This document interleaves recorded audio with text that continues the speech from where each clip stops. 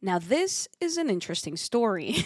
It is about flight anxiety, and thankfully, I haven't really ever experienced flight anxiety, but I did experience it through seeing someone else experience it very recently, and it's really my first time seeing it in real life, besides just like hearing stories about it. But now I bring forward to you this story because it was so interesting in so many different layers. But yes, I was flying to Houston to see my family, and that flight from California is just around 2.5 hours, so it's not crazy long. I guess it could be up to three depending on the direction you're going. But the flight is not super long. It was really early in the day, so I did actually sleep for the first 2 hours of the flight, which was fantastic.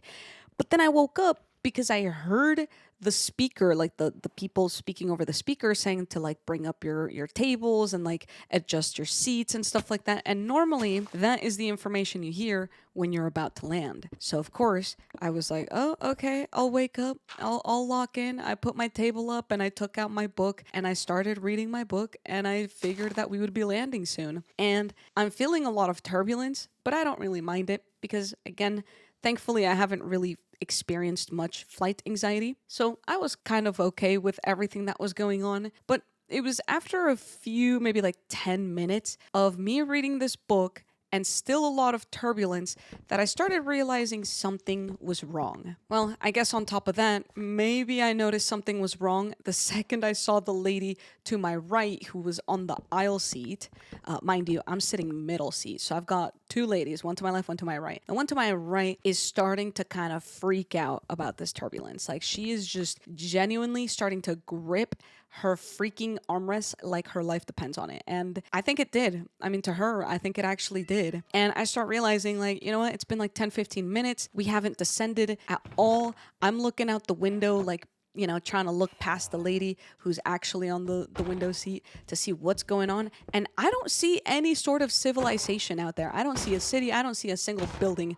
We are in the middle of freaking nowhere in Texas. So then I finally whip out my phone. And as I'm doing this, the lady to my right, who is just absolutely freaking out, is starting to kind of shout a lot of bad words and particularly say that she hates Texas and is never coming back to Texas. But I'm taking out my phone to try to gather some more information. I normally don't really care for internet on a flight, but this time I was like, I feel like I need to see what's going on, and I connected to the internet and I realized that our plane actually got routed to go around San Antonio. If you don't know anything about Texas, all you need to know is that the flight needed to pass over San Antonio to get to Houston. It's just kind of in that trajectory. But apparently the winds and the weather were really, really crazy that day in San Antonio. So we had to kind of go the long way around and kind of go under it and then around it, which obviously meant it added a lot of time to our flight. But of course, we couldn't fully avoid the crazy winds and the crazy storms and stuff that were happening. So we did feel a lot of turbulence. Definitely the most turbulence I've ever felt in any flight. So, the lady to my right, who's again still cursing and really just saying a lot of very negative things, I don't blame her for reacting that way, especially if you're a nervous flyer. But at this point, it had been like I said, like maybe 15, 20 minutes. And now I know what's going on. I realize our flight is not going to be ending anytime soon. But I can't really ignore what is happening to my right at this point. This woman is still kind of like screaming and like honestly hyperventilating. She was really having a hard time kind of just being able to calm down. So I realized maybe it's time that I have to say something. Maybe it's time that I get involved. And I'm not normally a really extroverted person or anything like that. So to even think about the concept of me talking to someone on a flight is already bizarre enough. But guess what? I freaking did it. I put on my confidence boots and I locked in and I started speaking to this woman. Of course, at the very beginning of our conversation, it really wasn't going that well because I'd just be like, hey, how are you doing? And she'd just be like, like really trying to lock in on her breathing and like not freak out. Because I mean, when she was freaking out, she was definitely just cursing out a bunch of bad words and stuff. But eventually, after a little bit more time, she kind of was able to calm down a little bit. And she was like, I'm so sorry. I normally warn people that I'm a nervous flyer, but I just didn't think that this flight would go like this.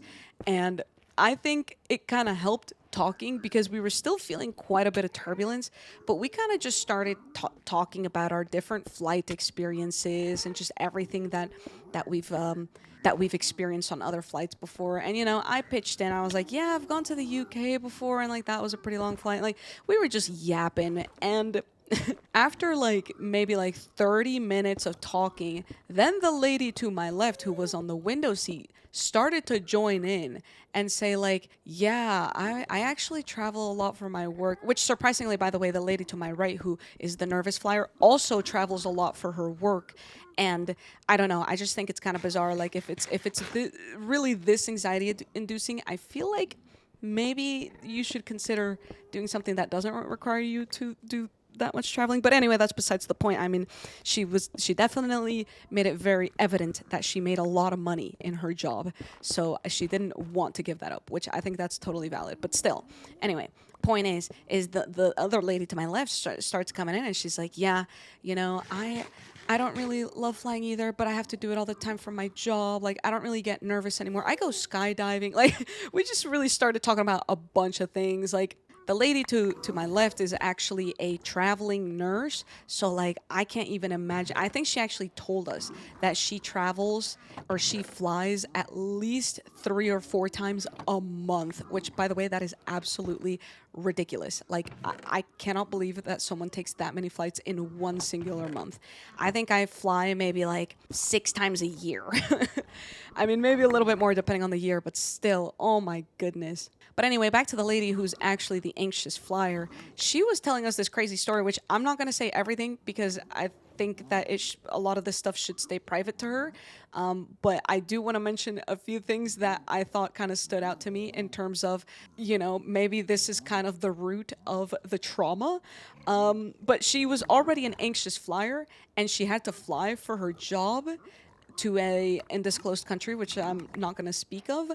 But let's just say that their main source of traveling once they got to that country wasn't by car, but rather by helicopter.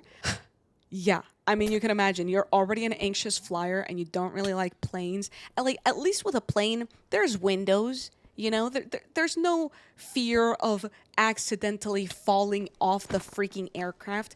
And then she has to hop on a freaking helicopter. Oh my gosh. I mean, even I'm scared of helicopters. I don't even think I would ever really get on a helicopter because it sounds a little bit scary. It sounds too unstable. It just doesn't feel necessary for my life, to be honest. I don't think I have any desire for helicopter riding.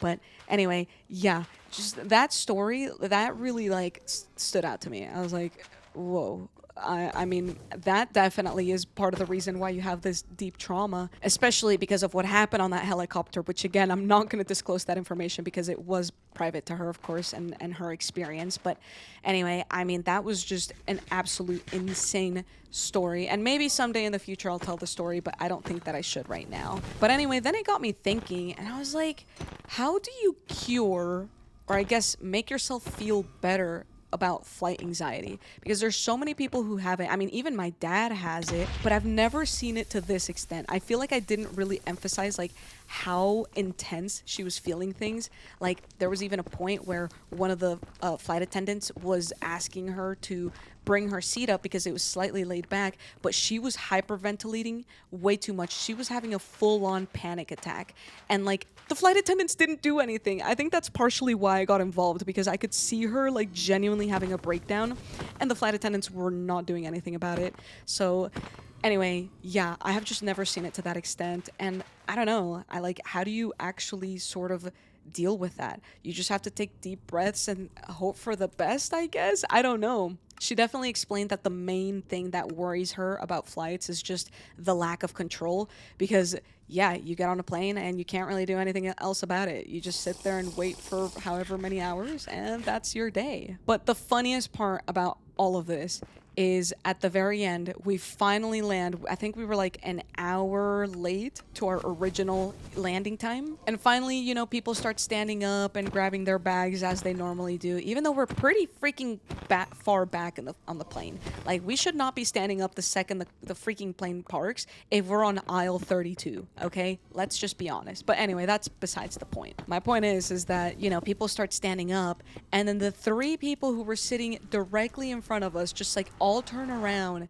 and then particularly the window seat of the row in front of us, that lady who was sitting there, she stands up and she looks straight at us and she's like, yeah, so I heard you're a traveling nurse and I heard that you do this. Yeah, I used to get flight anxiety. And then I just realized that for the past hour and maybe like 10 minutes while I was talking to this lady, everyone on the plane heard all of our conversations. Like, that was just genuinely wild. It's just funny because I never get involved. Like, I would never be the person to get involved in any sort of conversation like this, especially on a flight. I am the type of person that I just want to sleep, or I want to play my games, or I just want to be in my own bubble if I'm on a flight. But of course, this time I felt like I had to. I just wanted to make sure that this lady wasn't going to have a full-on panic attack. And, you know, I just thought it was funny. You know, just this lady stands up and she's like, yeah, so you do this? That's pretty cool.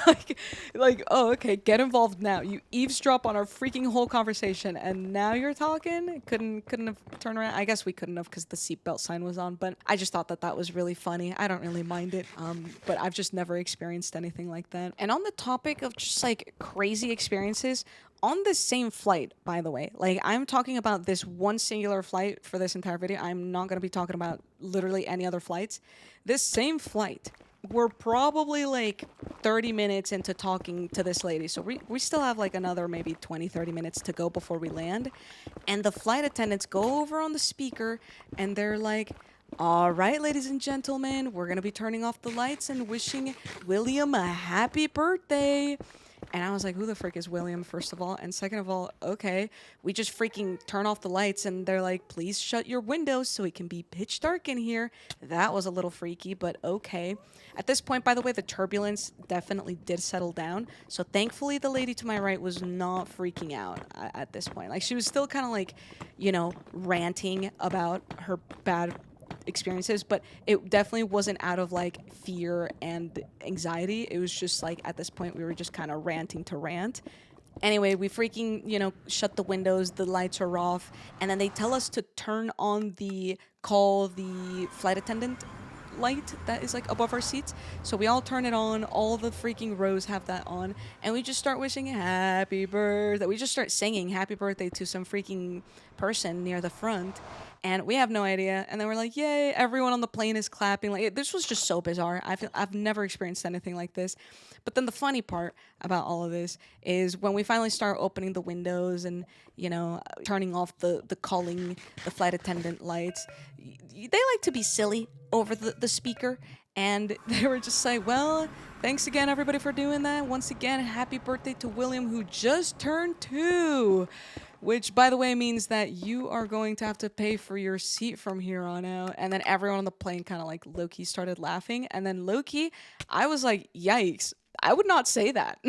I would not say that if it was me. I don't know. I feel like it just kind of feels more like a burn rather than like a happy birthday wish. I don't know. That was just so weird. I've never experienced a whole flight, first of all, speaking to a person. I mean, besides family, I've been on flights with family before and I did speak to them, but like, I've never spoken to a stranger for this long. I heard the craziest stories. I'm sorry I can't relay all of them. And just the fact that like everyone could hear us, and then a freaking happy birthday to some child that I've never even saw. Like, I don't know. That was just so bizarre. And it was such a unique experience.